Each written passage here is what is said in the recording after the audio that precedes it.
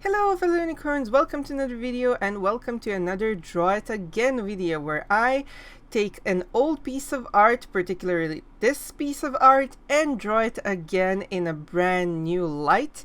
I have decided to do all of my work from now on in my very own style unless I feel like something different, but I want to build my own style and I want to filter all of these drawings in my own style. Before we start with today's video, make sure to click the little bell button and subscribe, because this way you can be able to find all of my videos in your notifications and your sub boxes. And speaking of new videos and new activities, I have just launched my brand new channel. It's called Mistiqarts CVG, and thank you everybody for voting on my new channel name. I decided to go with Mistiqarts CVG, Cosplay Vlog Gaming, because I already have Mistiqarts as an established brand, so everybody who wants to see me in a different light, going on cons, doing my work at cons, or just having fun at different places, gaming and cosplay, you can definitely check out the little red arrow in the upper right corner and find my channel link and click it and subscribe if you're interested. So let's start with today's video. I have definitely decided to do a lot of stuff in my very own art style. I do prefer watercolors to Copics, and I have realized that Copics take too much time for gradients and big surfaces and everything, and currently I am more inclined to work with watercolors, but I still do some cheating, as I say it, to do some human fair skin and avoid blotchiness, so I use Copics for human skin, especially if it's a Caucasian skin. But this particular piece was commissioned by a very dear Patreon and a friend, Edward, and he wanted me to redo an old piece of art I did for him. The original piece of art was created with Copics, and this time I wanted to do a watercolor piece, and I wanted to do this light watercolor piece on a thin piece of paper, and I was using copious amounts of drying up of excess water to avoid my paper to get crumbly. So I just took a ton of huge paper towels and just did their magic. I love this style and I think I'm gonna keep it because it's so easy to do, it's so quick to fill out surfaces, and it's so good to do a lot of different types of cell shading, like multiple cell shading and gradients. I think I can work on gradients a bit more, but I think that me getting back more on watercolor is something I'm gonna be definitely improving. I am going to be using strong line arts because my art style is defined by using a lot of strong lines and huge black areas, and this is just how I feel comfortable working. I tried digital painting, I tried a lot of different styles throughout the years, and somehow this is the one style that sticks, style that defines who I am, style that I really prefer. So I definitely want to continue in this, and I really hope you guys like this. I know that with every new generation there is a new aesthetic forming, so sometimes people like less contrast, sometimes people like more pastel colors. Let me know what your aesthetic is. I kind of still go towards the anime aesthetic, but only certain anime aesthetic. I really like the Castlevania kind of a look. I really like the Black Butler kind of a look, and this is something that I try to emulate in my own style.